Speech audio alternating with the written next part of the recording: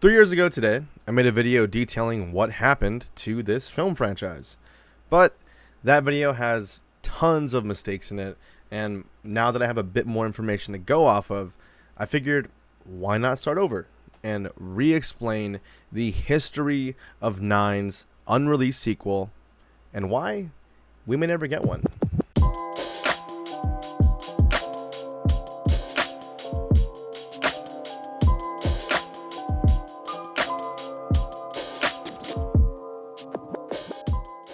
If you're watching this video, chances are you remember watching this film as a kid.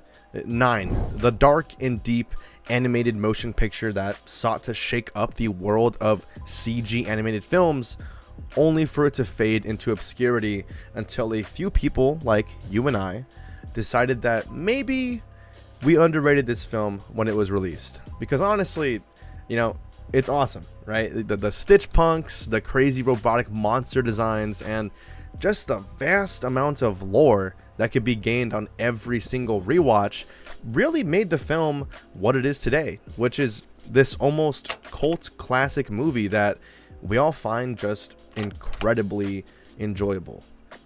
But, if it's so good, if it's as good as I'm saying, and it has seemed to have picked up this cult-like following, why has the studio that made it done nothing about it?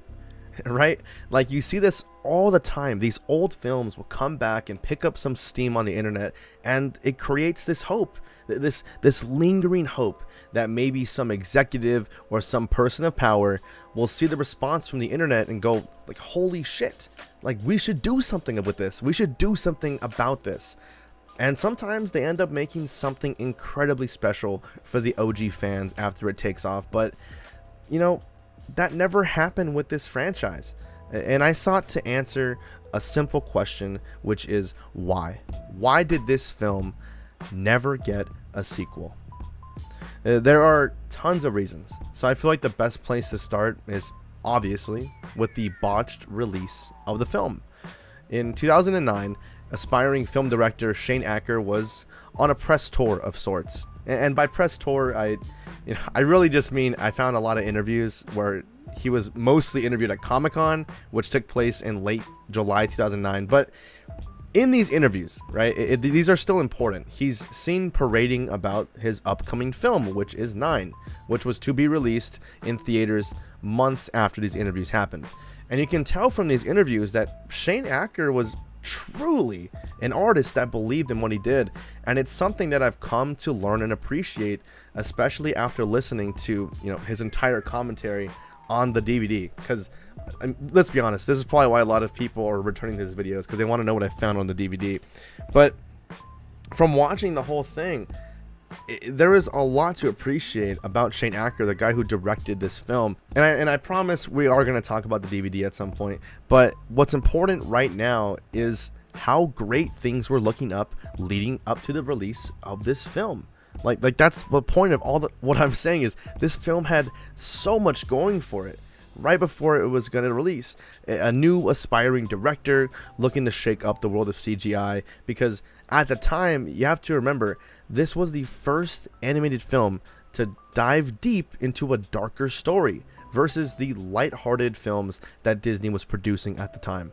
And to help on the project was none other than Tim Burton. And we should all know that Tim Burton and dark themes is like bread and butter, right? Not to mention the almost ARG-like components of the campaigning that they did for Nine, making a Facebook page with more than enough lore to explore and an accompanying website that gave a deeper look into the world of the film. So it was looking good, right? Like, they had all this momentum riding up to the release, especially considering just how damn enthusiastic Shane Acker really was. And this was a huge mistake that I made in my first video, which was ever thinking that Shane Acker could possibly be the reason that this film never got justice, because it's just not true.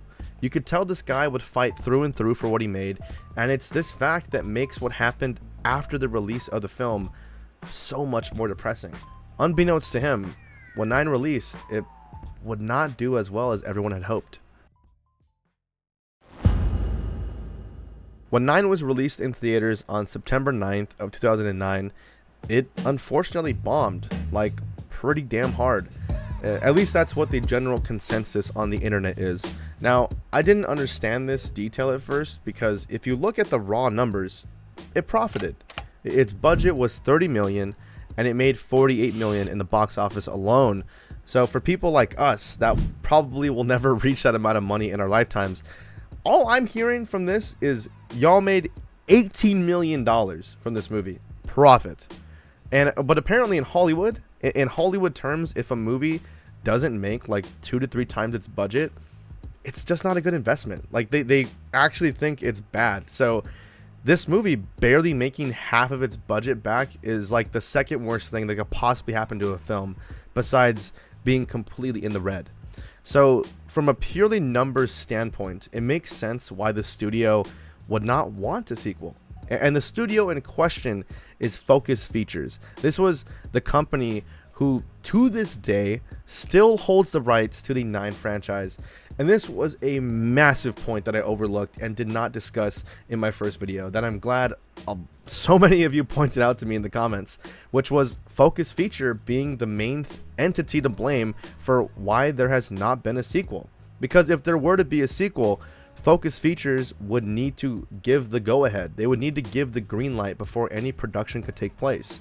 And, you know, listening to all this, right, this is all what was happening in 2009, right? The film gets released, Focus Features sees that it doesn't do as well as they hoped, and they just vault it. They don't care about the film anymore, right? And this all sounds really depressing as a fan, but, you know, this isn't to say that we as a community of 9 enjoyers didn't have a few moments of mass optimism along the way.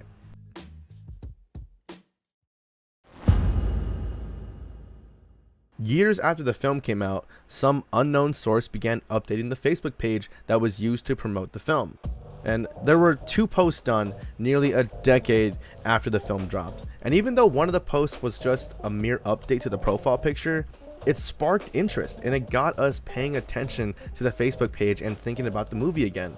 So when the second post dropped and it was this cryptic message that we'd never seen before, it prompted this insane response from fans of the film. Because you have to imagine, it's just radio silence for years. And then all of a sudden, we don't just get a Facebook pic update, we get an actual post with actual lore hinting that there is more to the story than we know. And when this lore post hit the page, it drove so much traffic to it, with people commenting left and right. You know, we need a sequel. Why haven't we gotten one? Why post this message out of nowhere? Does this mean that there is something in the works for us? All of these questions came out of the woodworks and gave us all hope that maybe something was finally happening in the background, and we would just eventually get this sequel that so many of us wanted. But like most things on the internet, we forgot about it after 2 weeks. And we went on with our lives. And this left this franchise in such a weird spot where it was truly loved and adored by those who saw what it was trying to do, which was be this new, darker film and pave the way for other animated films to do the same. But Focus Features, the company that made this and it has the rights to it, just has not budged on this matter. And I'm laying in on Focus Features specifically because, again, I just find it extremely hard to believe that Shane Acker is at fault, like at all.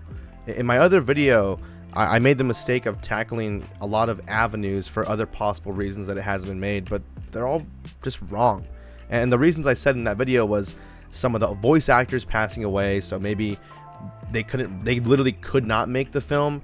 I also speculated that maybe Shane Acker just wasn't driven enough to get it done, but as I said multiple times throughout this video already, it does appear after looking back at all the facts that Focus Features is most likely the main reason we haven't gotten a sequel.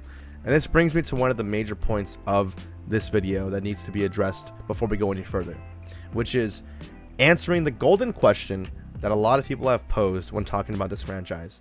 Was there even supposed to be a sequel? This entire time as fans, we've been complaining about not getting one, but some people have pointed out that the way the first film ended, there wouldn't be any possible storyline to follow afterward. Therefore, we can conclude that there wasn't even supposed to be a sequel in the first place. And I'm here to tell you, after a lot of research, watching the DVD and a few interviews, there was, at the very least, talk and murmurs from the team wanting to make one. They did want to make a sequel. And there's two major sources that we can look at for this. The bonus feature commentary on the DVD that I keep mentioning, and the interview that Shane Acker did in 2009 when the film was being released. Now, in the interview, we see Alex Billington got a chance to speak with Shane Acker about the film. And I'm not going to play the whole interview because obviously it's like 10 to 12 minutes, and I'm not going to just insert the entire thing in here. But if you want a taste of how passionate Shane Acker was about his film, I'll leave it in the description below. Throughout the interview, we get some backstory on how Shane interacted with Tim Burton, from trying to make the movie without dialogue the entire thing through, to how there was even a 9 video game that was actually in the works. And obviously they eventually talked about what we're all here for, right? Which is the possibility of a sequel. And who better to tell you this than the man himself? And then, graphic novels, if those spin out of it, that'd be great too. And who knows, there might be a sequel in the works, So yeah, I think there's still more territory to be mined. Okay. More stories to be told in this world. Okay. You mentioned a sequel. Is it in development? Is it? Well, we just loosely kicked around some ideas. I think everyone's poised to see, if the film works, if it finds an audience, it makes some money. I think everyone's kind of chomping at the bit to see if that does, and if that does, then maybe there'll be an opportunity to make a sequel. Yeah. I think it'd be a great world to revisit. Yeah. So there you have it, right? There was supposed to be a sequel. We know for a fact that it was in Shane's head that he wanted there to be a sequel to this movie. The only other question to answer right now is, what would it have been about, right? What would this sequel have entailed? What possible storyline could we have followed? And this question was answered in the bonus commentary that was done on the DVD. Now, what you're about to watch took me an hour to find, because all I knew going into this, watching this entire documentary, commentary DVD thing, was that there would be talk of a sequel. And this information that I got about there being talk of a sequel came from a random wiki page that I'm literally just trusting. So when I decided to watch it, I didn't even know if there was going to be anything on it.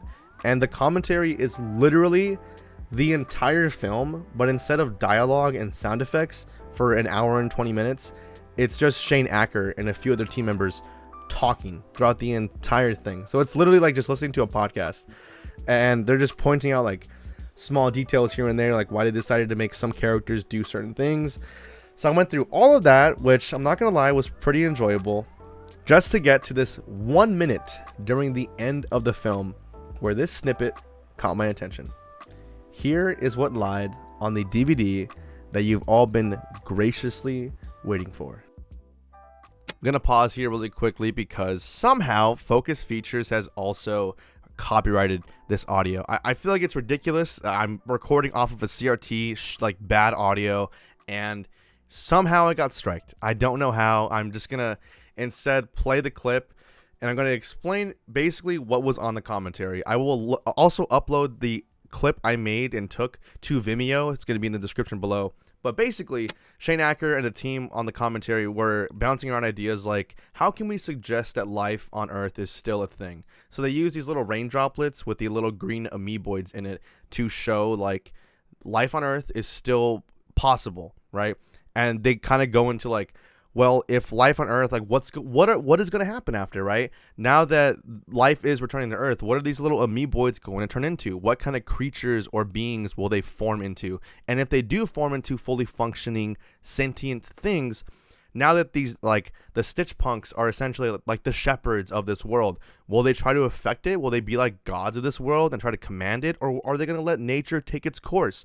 These are the questions that were posed in this commentary. And then Shane Acker says yeah, it's supposed to be really open-ended with all these answers. And then someone butts in and goes, well, it's going to be answered in the sequel, obviously.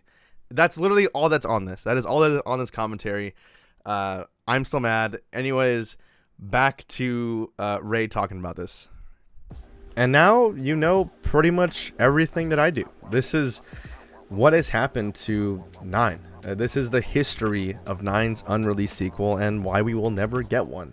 If Focus Features finally decides to allow Shane to make the film, I'm sure he will, and I'm sure it'll be great.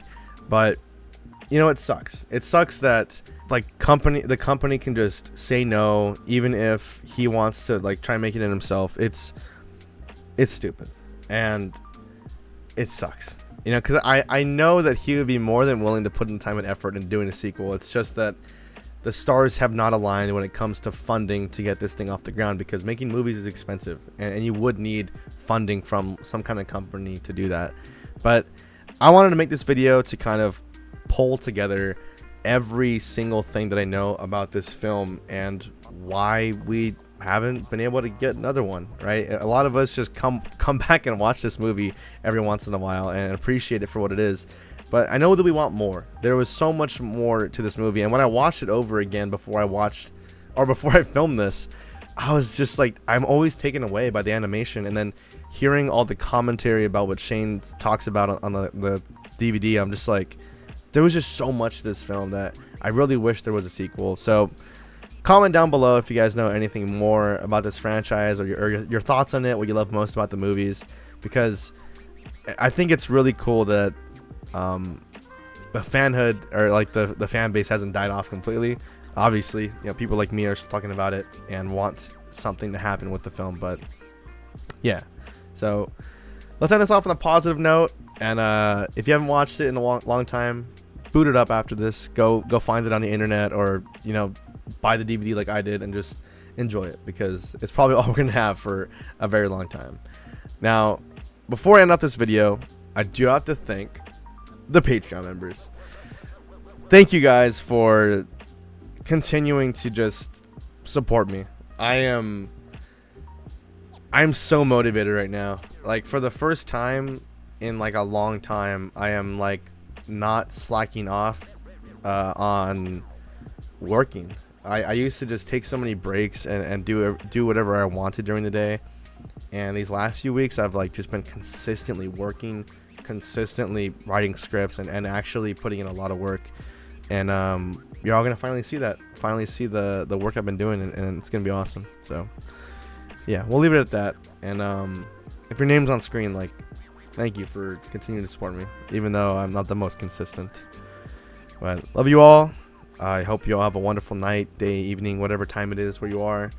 And with all of that said, I will see you all in the next video. Thanks for watching.